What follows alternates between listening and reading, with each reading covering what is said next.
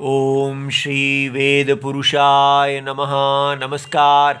Class number 422 Shrimad Bhagavad Gita जी शंकराचार्य जी के भाष्य के अनुसार आरंभ किया जाता है। ओम श्री सीतारामचंद्राभ्याम नमः। नमो गुरुभ्यः। ओम अथ काल देवता श्री संवत् 2081 फाल्गुन शुक्लपक्षः शनिवारः द्वितीया पूर्वाभाद्रपाद नक्षत्रम उत्तरायणम शिशिर ऋतुः। ओम तत्सत्। श्री शंकराचार्याय गुरवे नमः। श्री भगवानुवाच इमं विवस्वते योगं प्रोक्तवानहमव्ययम् विवस्वान्मनवे प्राह मनुरिक्ष्वाकवे ब्रवीत्। अध्याय नंबर 4 और श्लोक नंबर 1। पुस्तक है Shrimad Bhagavad Gita ji, Gita press, Gorakhpur, book number 10, Shankaracharya ji के भाष्य वाली पुस्तक। अच्छा जी, अब हमने अध्याय नंबर 4 का शुभारंभ श्री गणेश कर दिया है और उसका पहला श्लोक देखा जा रहा है। और इसमें भगवान ने हमें बताया है कि क्यों एकदम भगवान विद्या की वंशावली, इसको, ये बहुत बड़ी बात है हमारे वेद शास्त्र में कि विद्या कहाँ से पहले भगवान से आरंभ हुई, फिर किस ऋषि को दी गई, फिर उसने आगे किसको दी, और किस प्रकार ये विद्या की परंपरा गुरु और शिष्य से नीचे आ रही है। इसको कहते हैं वंश आवली। ठीक है, जैसे दीपावली होती है, दीपों की लाइन, उसी प्रकार विद्या का वंश। ये कितना हमारा देश, जितना हम देखते जाते हैं हमें आश्चर्य होता है कि पूरा उस विद्या के साथ उनके गुरु शिष्य परंपरा कि किस गुरु ने फिर किस शिष्य को दी, वो उसके साथ जुड़ी हुई है। क्योंकि ये गुरु और शिष्य परंपरा से ही शब्द प्रमाण की रक्षा की जाती है। तो उसी को विद्या परंपरा को अब भगवान दे रहे हैं। अब क्यों दे रहे हैं? क्योंकि भगवान ने ऐसा माना कि दूसरे और तीसरे अध्याय में उन्होंने जो ज्ञान निष्ठा, जो संन्यास लक्षण है, कर्म का संन्यास, और उससे पहले कर्म का योग, ठीक है, अर्थात अपने स्वधर्म को बिना किसी फल की इच्छा से केवल जगत पुरुष, वेद पुरुष नारायण भगवान की आराधना के अपना वर्णाश्रम धर्म का पालन करना, वो कर्म योग कहा गया। तो कर्म योग से अपने मन को शुद्ध करना और फिर ज्ञान निष्ठा, अर्थात जो ज्ञान उत्पन्न हुआ है आत्मा के विषय में, उसमें स्थित रहना, वो कर्म संन्यास है। और फिर उससे मोक्ष को प्राप्त करना, ये सब उन्होंने कह दिया है। और अब वो विद्या की स्तुति कर रहे हैं। स्तुति अर्थात उसका आदर करना। तो ये अब उस आदर क्रम में भगवान ये बता रहे हैं कि ये ब्रह्म विद्या, ये वेद विद्या जो है, ये सबसे पहले उन्होंने, सबसे पहले माने जब सृष्टि का आरंभ हुआ। ठीक है, तो ये समझना है कि ये क्या बात है, ये सृष्टि। बार बार आप फिर वही बाइबल की तरह ही वहाँ पर भी जेनेसिस है, सृष्टि है, तो बार बार हमें क्यों ऐसा लगता है कि आपका ये वेद ग्रंथ और बाइबल एक ही जैसी है? बार बार हमें समझना है। हमको एक, इसको बोलते हैं झूठ पिलाया गया है, फॉल्स नैरेटिव। ठीक है, सब झूठ बना के हमको पिलाया गया है। इसलिए हमें जब भी कोई चीज़ आरंभ करने लगेंगे दिमाग के अंदर उल्टा आ जाएगा कि ये तो यही है, ये तो यही है।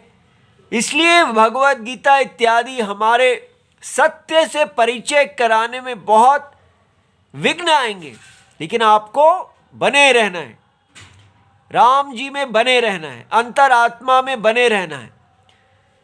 अंतरात्मा, जगत की आत्मा ही एकमात्र वो आश्रय है जहाँ पर हमें सत्य और असत्य में भेद करना आ जाएगा। अंतरात्मा में जो व्यक्ति स्थित है उसको कोई भी फॉल्स नैरेटिव, ये झूठे जो वाद फैलाए जाते हैं मोहित करने के लिए, उनसे हम बचेंगे। ठीक है, तो ये पहले समझना है कि जो सृष्टि यहाँ कही जाती है और जो बाइबल आदि में जेनेसिस कहा गया कि भगवान ने सृष्टि का इस अपनी सारी क्रिएशन को ऐसे पहले दिन ये बनाया, फिर ये बनाया, फिर ये बनाया, दोनों में क्या अंतर है? दोनों में ये अंतर है कि ये जो वेद है वो हमको बता रहे हैं कि ये सृष्टि किसी एक गॉड की क्रिएशन नहीं है, मिस्टर गॉड ने नहीं बनाई है। ये सृष्टि सत्य के अज्ञान के कारण, बार बार इस लाइन को सुनिए और दिमाग में बिठाइए, सत्य के अज्ञान के कारण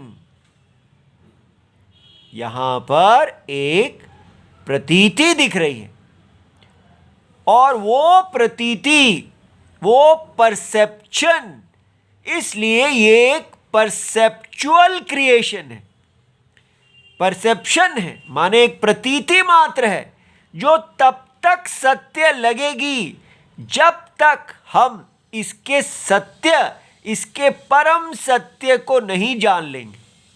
लेकिन जब तक परम सत्य को नहीं जान लेते तब तक हम इसको ही सत्य मानते रहेंगे अनादिकाल तक। ठीक है, तो इसलिए हम एक ऐसी दुनिया के अंदर हैं जो वास्तव में सत्य नहीं है, किंतु जब तक हम देख नहीं लेते हमें सत्य ही लगती रहेगी। अब इस असत्य दुनिया के अंदर एक सृष्टि का नियम है। ठीक है, जो बाइबल आदि हैं वो वहां से शुरू करते हैं कि ये कोई फॉल्स सृष्टि, ये कोई अज्ञान के कारण बनी हुई सृष्टि नहीं है। वहां पर वो कहते हैं कि कोई गॉड है जो ताकतवर है, अल्लाह हैं, वो सृष्टि को बनाते हैं, वास्तव में बनाते हैं। जैसे कोई घड़ा बनाने वाला घड़े को बनाता है, रियल एक्चुअल सृष्टि। और वो जो है, इसलिए वो किस आधार पे बनाते हैं? नहीं, गॉड्स विल, कोई क्वेश्चन नहीं। किसी को वो लूला बना देते हैं, लंगड़ा बना देते हैं, आरंभ में ही सबको अलग अलग प्रकार से बनाते हैं, उनकी इच्छा है। लेकिन यहां पर है नहीं, यहां पर एक साइकिल है, चक्र है कि अज्ञान के कारण ही सारे जितने जीव हैं वो अनादि, बिगिनिंगलेस इग्नोरेंस, अज्ञान के कारण अपने अपने पूर्व जन्मों के कारण शरीर प्राप्त कर रहे हैं। ये बात समझ में आई? तो यहां पर जो सारे जीवों की विचित्रता है कि कोई राजा है, कोई ब्राह्मण है, कोई क्षत्रिय है, कोई चूहा है, कोई बिल्ली है, कोई बीमार है, अनेक, वो किसी गॉड के विल, गॉड की इच्छा मात्र के कारण नहीं है, वो हम सब के अपने अपने पूर्व जन्मों के कर्मों के कारण है। और वो पूर्व जन्म किस आधार पे आया? उससे पूर्व जन्म। तो पहला जन्म कब आया? कोई पहला जन्म नहीं है। तो फिर कैसे सृष्टि शुरू हुई? सृष्टि शुरू नहीं हुई है, ये अज्ञान है। अज्ञान के अंदर ही हम अपने आप को इस प्रकार जन्म लेता मरता, जन्म लेता मरता पा रहे हैं। और ये हमें कौन बता रहा है कि हम बार बार जन्म लेकर और मृत्यु को प्राप्त हो रहे हैं? उसी अज्ञान के अंदर वेद हैं। ऐसा मानिए जैसे स्वप्न है, तो स्वप्न के अंदर ये नहीं देखते आप कि आप कहीं जीरो से स्टार्ट हो रहे हैं। हम स्वप्न में देखते हैं वहाँ सब शरीरधारी हैं, सबके अलग अलग शरीर हैं और अलग अलग परिस्थितियों में सब दुख और सुख पा रहे हैं। इस प्रकार कोई भी स्वप्न जीरो से टाइमलाइन पे शुरू नहीं होता, लेकिन स्वप्न के अंदर अपना एक लीनियर, एक काल रेखा पे चलने वाला काल होता है। ये बात समझ में आई? तो ये बात समझनी है कि हमारे वेद में जो बात कही गई है, ये वेद, हम इसको हमारा वेद कहते हैं, लेकिन जैसे हम अपनी चक्षु, हमारे चक्षु, ये चक्षु तो यूनिवर्सल है, सबके हैं, उसी प्रकार वेद भी यूनिवर्सल है। ये वेद किसी हिंदू ग्रुप के नहीं हैं, ये पूरी सृष्टि में सत्य को बताने का एक प्रमाण है। और ये हमको झुठला दिया गया है, पिला दिया गया है ये विष कि ये तो केवल कोई ऐसे ही बनाई गई एक ग्रुप की बुक है। ऐसा नहीं है, ये वेद चक्षु हैं सत्य को बताने वाले। लेकिन ये कौन सा सत्य बता रहे हैं? ये बता रहे हैं कि मूल एक परम सत्य है जो देही है, जो सारे जगत का देही है। तो जब वो ऐसा कहता है तो वेद हम चेक कर सकते हैं कि हाँ, हमारी देह के अंदर देही है, ठीक है, जो बिल्कुल देह से विलक्षण है। देह में विकार आ रहे हैं, लेकिन देही साक्षी रूप है। और ये बहुत कमाल की बात है। अब वो देही बार बार जन्म प्राप्त कर रहा है। उसका जो बार बार जन्म प्राप्त करना, बार बार शरीर को छोड़ देना, वो किस आधार पे हो रहा है? वो किसी गॉड्स विल के आधार पे नहीं हो रहा, वो उसके पूर्व जन्म के कर्मों के आधार पे हो रहा है। ये बात समझ में आ रही है? तो इसलिए हमें ये पकड़ना है कि बाइबल की जो सृष्टि है, जिसको जेनेसिस कहते हैं, वो उस पुस्तक में दी हुई एक वास्तविक सृष्टि है। अर्थात वो वास्तव में मिस्टर गॉड ने बनाई है। और यहां कहा जा रहा है कि सत्य अज्ञान के कारण जगत का कारण बन गया है। ये बात समझ में आई? वास्तव में यहां कोई जगत, कोई सृष्टि नहीं है, लेकिन अज्ञान के कारण अज्ञान ने सत्य को कॉज, कारणम बना दिया है। यह समझ लेना है कि रस्सी को जैसे रस्सी का अज्ञान सर्प का कारणम बना देता है, सर्प माया सृष्टि का कारणम बना देता है, उसी प्रकार यहां पर भी परम सत्य है। परम सत्य के अज्ञान के कारण परम सत्य जगत कारणम, मायावी कहलाते हैं। और उनकी माया जो है वो ये क्या है? अज्ञान। अज्ञान ही माया है। माया में से अज्ञान के कारण एक सृष्टि उत्पन्न होती है। अब उस सृष्टि के अंदर ये सब देवता हैं, और तो उसमें ये क्रम बताया जा रहा है। तो अब क्वेश्चन है कि अगर ये सारा माया ही है तो सीधा हमें सत्य बता दो, ये सब बेकार की चीजें क्यों बता रहे हो? ठीक है, स्वप्न की डिटेल्स को जान के हम क्या करेंगे? आप सीधा हमें ये बताओ कि ये सारे स्वप्न का सत्य क्या है, काम खत्म हुआ। क्यों ये सब देखें कि किसने किसको विद्या दी, कहाँ गई, क्या दी? क्यों आप हमें सिरदर्द करवा रहे हैं?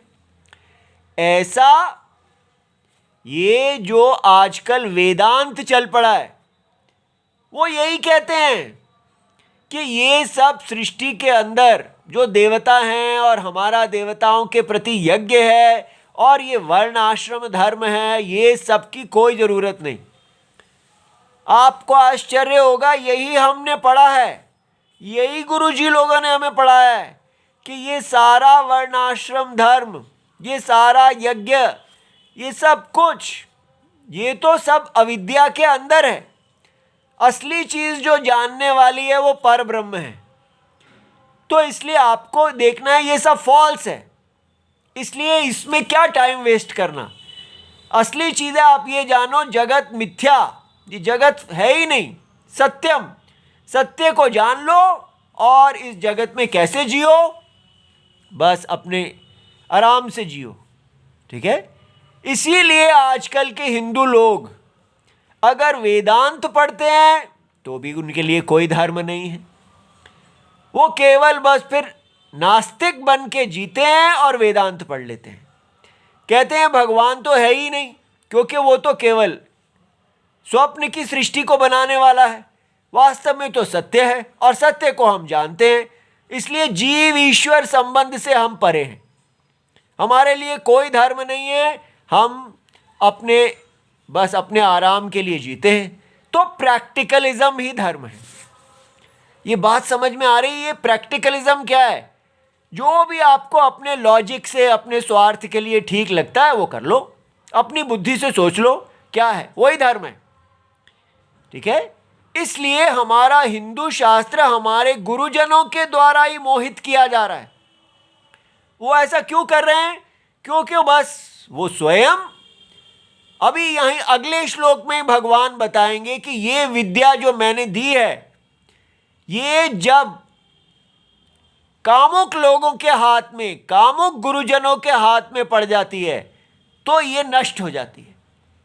तो इस समय भारत में जो काल चल रहा है वो यही है कि सर्वत्र काम का ही राज्य है, और काम जो है वो सारी विद्या को नष्ट किए हुए है। और यहां भगवान की शरण लेके भगवान हमको पुनः, जैसे सच में जो भगवत गीता में हो रहा है वही भगवान हमें यहां दे रहे हैं। भगवान सदा सबके लिए अवेलेबल हैं। इसलिए ऐसा नहीं कहना कि आपसे फिर क्यों पढ़ें, हम सीधा भगवान से ही क्यों ना पढ़ लें। हाँ, ऐसा ही कीजिए। यहां यही कहा जा रहा है कि आप भगवान से ही पढ़ रहे हैं और भगवान ही आपको पढ़ा रहे हैं, आप हमसे नहीं पढ़ रहे हैं।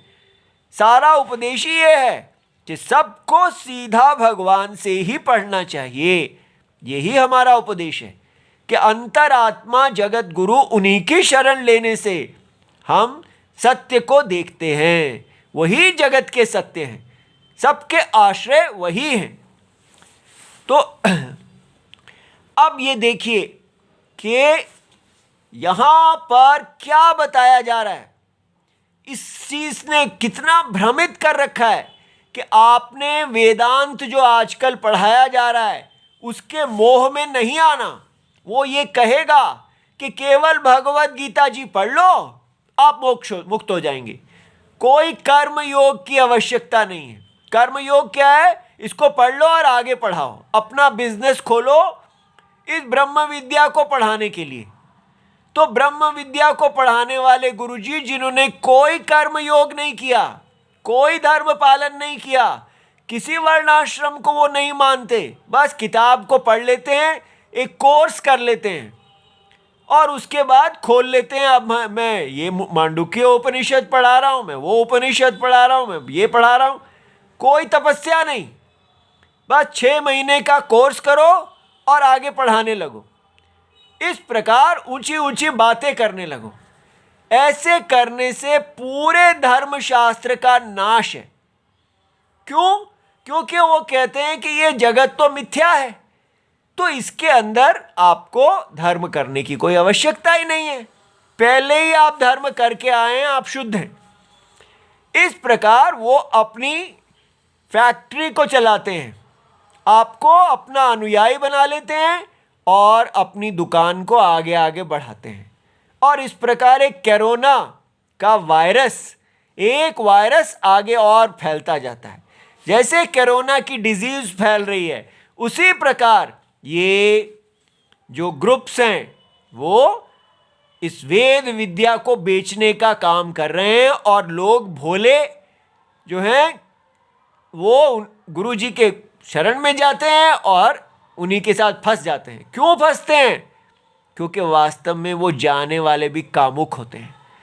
क्योंकि अंदर, हमारे अंदर बैठे हुए जो गुरु जी हैं वो हमें कह रहे हैं नहीं, लेकिन हम उनकी सुनते नहीं हैं। हमको वो गुरु जी लोगों की चकाचौंध, उनकी इतनी सारी दुनिया, उनके पीछे पीछे वाह वाह करने वाले लोग उनके पीछे पीछे, उसको देख के हमें लगता है वाह हम भी ऐसे ही हो जाएं, और हम भी अपने काम के वश में आए हुए पाप के रास्ते पे चल पड़ते हैं। इसलिए मेरा बेटा, सबसे बड़ा प्रमाण है हमारे हृदय में बैठे हुए सीताराम जी। भगवान नारायण इस जगत की आत्मा है। इसलिए एक हिंदू, उसको कोई गुमराह नहीं कर सकता, कोई कुछ भी हो जाए। जिस क्षण हम अपने राम जी की शरण लेते हैं, हम उसी क्षण सुरक्षित हो जाते हैं। इसलिए आपको उसी समय पता चल जाएगा हम झूठ बोल रहे हैं, गुमराह कर रहे हैं, या कोई और भी आपको गुमराह कर रहा है। अगर आपने राम जी की शरण ली हुई है, अंदर आप प्रार्थना करते हैं, हे भगवान मुझे गुमराह करने वालों से बचाइए और मुझे सत्य उस मार्ग पे डालिए जिस मार्ग पे आपके चिन्ह हैं। मैं आपके बनाए हुए सनातन मार्ग पे चलना चाहती हूँ।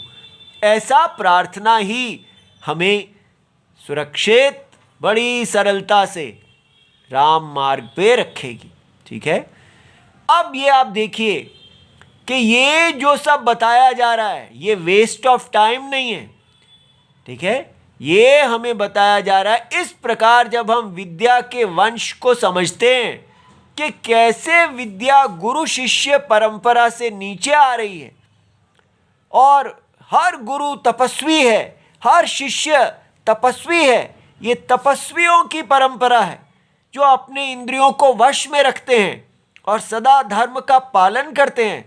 तो हमें भी समझ में आता है कि हमको इसके, ये हमारा दायित्व है, ये हमारी रिस्पॉन्सिबिलिटी है कि हम इसी विद्या परंपरा की धुरा को धारण करें, धर्म धुरंधर बने। जैसे एक बैल कष्ट से धुरा को अपने कंधे पे धारण करता है, तो फिर वो जो शकट, वो जो बैलगाड़ी है वो चलती है। इसी प्रकार ये विद्या की बैलगाड़ी है। वो बैल मर जाता है लेकिन वो अपने पुत्र दूसरे बैल को वो धुरा दे जाता है।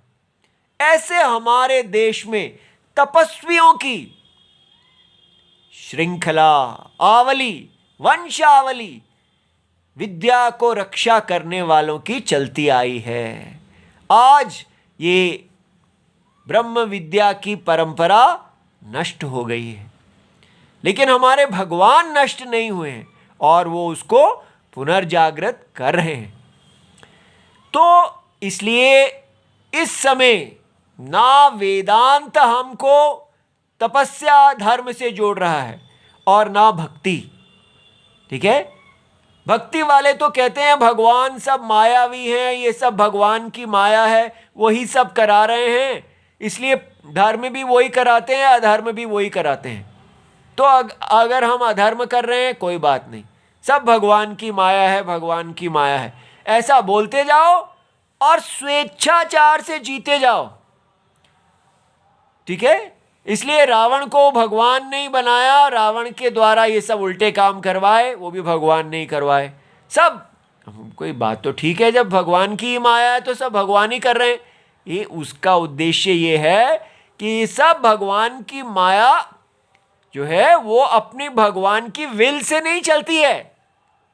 जैसे बाइबल में सब कुछ गॉड्स विल से चलता है, हर व्यक्ति वहां पर भगवान ने ऐसा बनाया है तो वो ऐसा कर रहा है।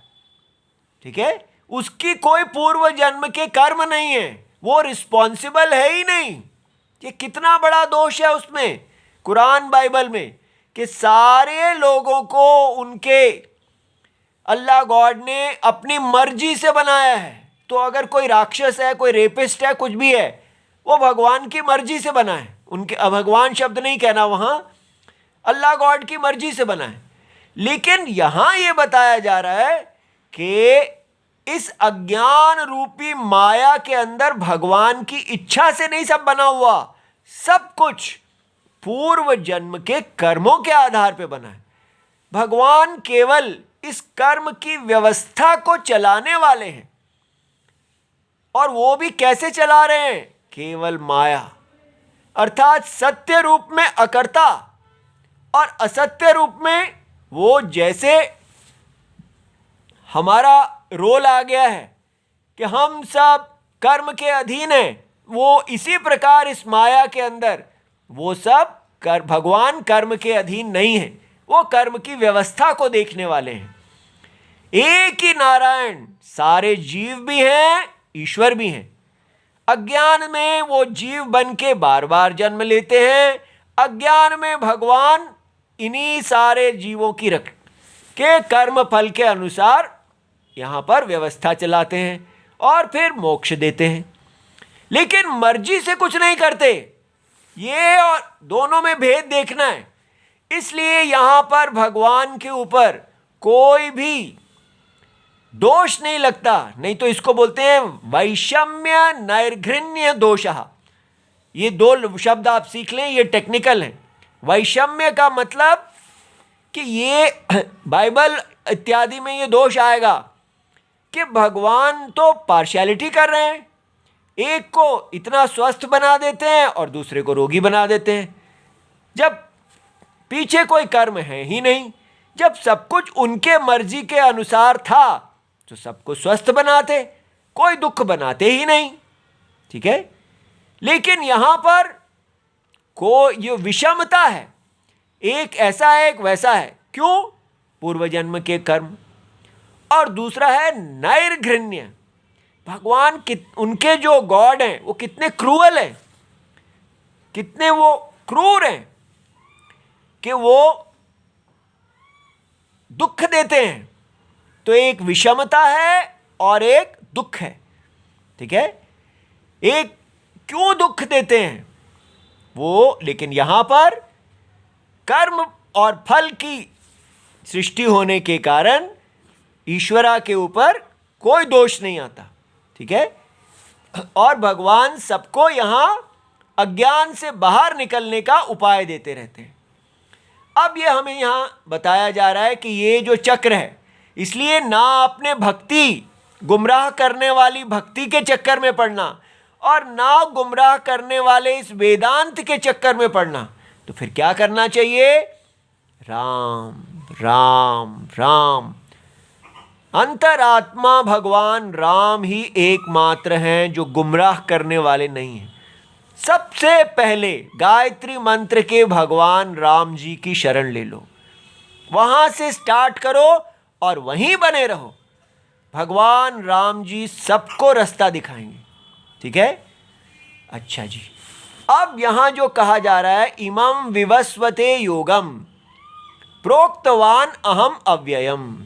तो ये जो जगत के परम सत्य हैं, अज्ञान की दृष्टि से वो जगत कारणम हो जाते हैं, और जगत कारणम होने से वो वेद के आधार पर, वेद जो है वो उन्हीं के अंदर व्यक्त होता है, सारी सृष्टि उन्हीं में व्यक्त होती है बीज रूप से।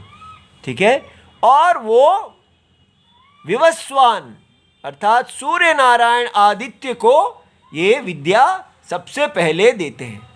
और फिर विवस्वान मनवे प्राह, वो अपने पुत्र मनु को देते हैं, और मनु अपने पुत्र इक्ष्वाकु को देते हैं। इक्ष्वाकु जो है वो राम जी के कुल के, सूर्य वंश के सबसे पहले आदि राजा हैं। ठीक है, ये जो है ये सदा ऐसा ही चलता है। ठीक है, ये चक्रात्मक काल है। तो जो साइंस लीनियर काल की बातें करती है, वो एक दिन बैठ के विस्तार से उसको देखेंगे, वो सब कुछ कहेगा कि ये भगवत गीता तो इतने बीसी में आई, इतने एसी में आई, एडी में आई वगैरह। वो ये सब जो है एक काल रेखा पे चलने वाला काल, और दूसरा माया काल है जो यहां बताया जा रहा है कि ये कब हुआ। अगर कोई कहे कि कितने बीसी में, कितने एडी में ये भगवान कृष्ण ने दिया, तो हम कहेंगे ये तो 50,000 साल पहले दिया इत्यादि, ऐसा साइंटिस्ट ढूंढेंगे। ऐसा नहीं है यहाँ, ये काल माया काल है। दोनों कालों को मिक्सअप नहीं करना। इसमें वेद प्रमाण है और उसमें प्रत्यक्ष और अनुमान प्रमाण है। हम दोनों के चक्कर में रख के ऐसा कहा जाता है, जैसे साइंटिस्ट लोग जो हैं वो कहते हैं भाई ये सब तो इतने 1000 साल पहले हुआ था, और यहां ये कहा जा रहा है कि नहीं, ये सब जो है ये इतने मनवांतर पहले, इतने करोड़ों अरबों सालों पहले ऐसे हुआ था। तो दोनों को समझना है हमको। ये काल जो है ये माया काल है, और वो काल है प्रत्यक्ष, सीधा काल रेखा पे दिखने वाला काल। ठीक है, इसकी आगे बात करेंगे धीरे धीरे। धीरज बनाए रखिए और बने रहिए। ओम नमो भगवते वासुदेवाय। प्रणाम।